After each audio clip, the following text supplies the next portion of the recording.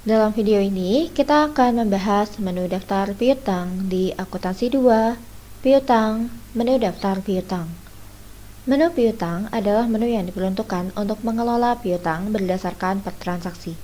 Anda tidak diharuskan menggunakan menu piutang untuk mengelola piutang, karena Anda juga dapat melihat saldo dari tiap pelanggan dengan hanya menggunakan data penjualan stok dan akuntansi 1. Namun, data dari modul stok 1 dan akuntansi 1 tidak dapat melihat saldo piutang masing-masing per transaksi.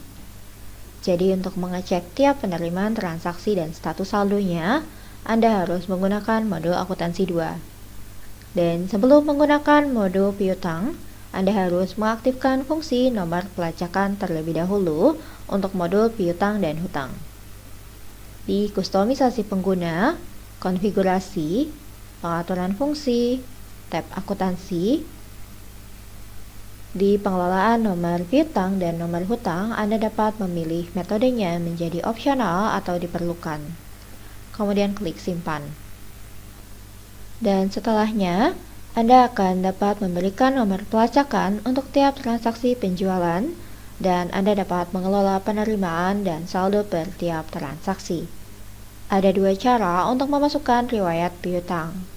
Pertama, adalah menghubungkannya dengan modul akuntansi 1, yaitu saldo transaksinya yang akan tercermin dalam laporan keuangan. Dan kedua, mengelola piutang hanya di modul akuntansi 2 tanpa tercermin atau mempengaruhi laporan keuangan di modul akuntansi 1. Dan kita akan membahas metode pertama terlebih dahulu, yaitu untuk menghubungkannya dengan modul akuntansi 1 untuk mengelola piutang dan hutang.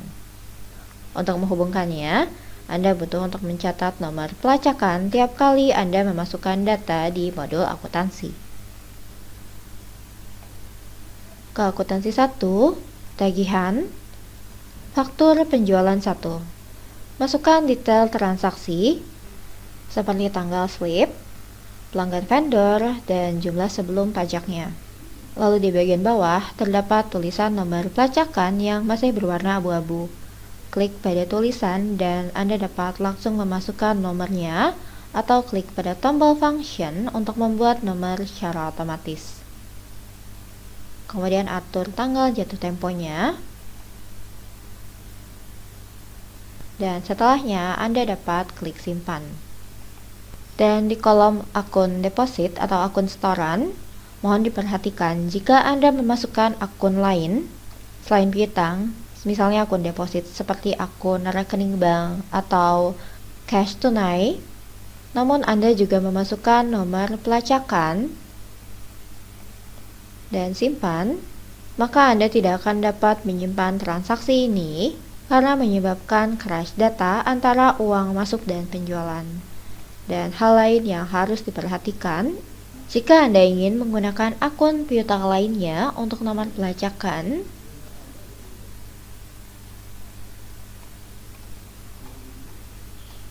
dan kemudian klik simpan, maka slip juga bisa jadi tidak dapat disimpan karena settingan akun piutang tersebut bukan jenis piutang dan hutang. Jika Anda cek ke akuntansi 1, pengaturan, pendaftaran akun, dan klik pada akun piutang lain, di bagian pekerjaan terkaitnya Anda harus memilih piutang atau hutang, kemudian klik simpan.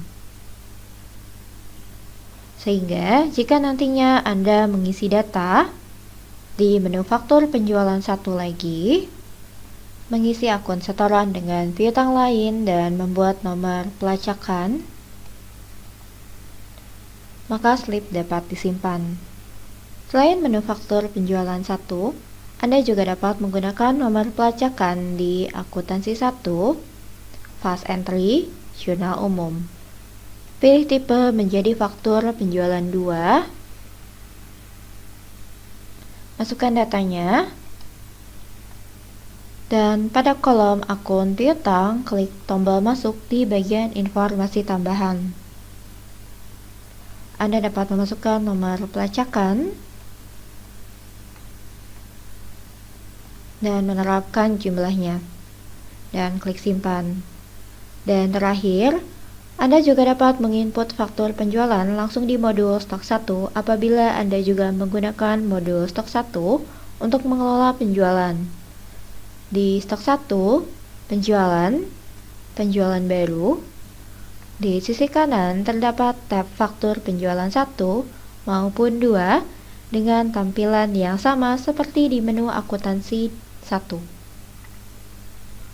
Atau Anda dapat ke menu tagihan kolektif penjualan di sisi kiri untuk menghubungkan slip penjualan yang belum dibuat fakturnya.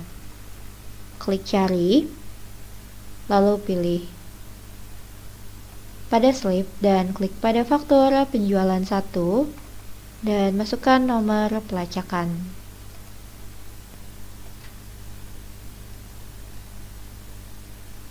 Dan klik simpan. Anda dapat memilih salah satu dari keempat cara yang dijelaskan untuk menginput peningkatan piutang dengan nomor pelacakan. Dan setelah membuat faktur dengan nomor pelacakan, Anda dapat ke akuntansi 2, piutang, daftar piutang. Di sini peningkatan piutang yang diinput sebelumnya akan muncul. Dan mohon diingat yang muncul di sini hanyalah slip yang diinput nomor pelacakannya. Jadi apabila Anda merasa telah membuat faktur namun tidak muncul daftarnya di sini, mohon pastikan apakah Anda telah memasukkan nomor pelacakan di faktur tersebut. Anda dapat pada klik tanggal untuk mengecek slip dan mengeditnya. Kemudian jika Anda menerima pembayaran, Anda dapat ke menu pembayaran piutang baru, centang pada transaksi yang dibayar, lalu klik pada penerimaan jurnal. Pilih akun setorannya atau rekening uang diterima, kemudian klik terapkan. Anda akan terhubung dengan jurnal penerimaan. Klik pada informasi tambahan untuk mengecek nomor pelacakan dan jumlah pengurangannya. Apabila Anda baru menerima pembayaran sebagian, Anda dapat memasukkan jumlah yang dibayar. Lalu klik simpan.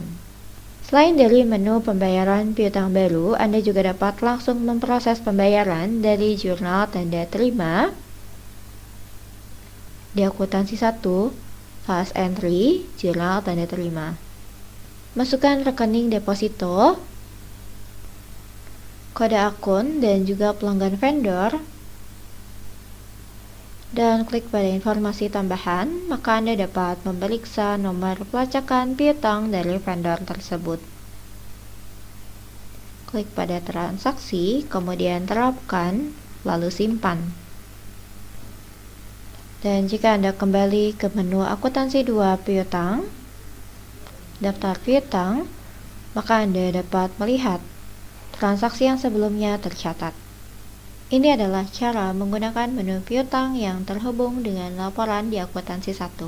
Dan selanjutnya kita akan membahas cara kedua, yaitu cara mengelola piutang dengan nomor pelacakan tanpa menerapkan datanya ke modul akuntansi 1. Ke akuntansi 2, piutang, daftar piutang, dan klik tombol baru di bagian bawah. Atur tanggal, vendor, dan kode akunnya. Kemudian pilih untuk jenis slip, peningkatan atau penurunan. Dan selanjutnya masukkan nomor pelacakan dan jumlahnya. Dan setelah Anda memasukkan kode pelanggan atau vendor sebelumnya, Anda dapat melihat kolom jatuh tempo telah terinput secara otomatis. Tanggal di sini diatur berdasarkan pengaturan yang diatur pada menu pengaturan pelanggan vendor. Di akuntansi 1, pengaturan pelanggan vendor, klik pada pelanggan vendor lalu ke tab batas harga. Di sini saya mengatur untuk kode pelanggan ini diatur sebagai 1 bulan 1 hari setelah tanggal faktur. Sehingga ketika saya menginput untuk kode pelanggan ini, maka tanggal jatuh temponya akan langsung terinput otomatis. Lalu klik simpan. Dan Anda dapat melihat pencatatan untuk peningkatan piutang di sini. Selanjutnya, ketika Anda sudah menerima pembayaran, Anda dapat ke menu pembayaran piutang baru, pilih transaksi, kemudian di penerimaan jurnal, klik pada tanda segitiga dan klik hanya turunkan piutang. Karena ini tidak terhubung dengan laporan di modul akuntansi 1, Anda dapat mengecek riwayatnya di menu detail transaksi AR. Klik cari dan Anda dapat memastikan jumlah peningkatan dan penurunan piutang secara keseluruhan.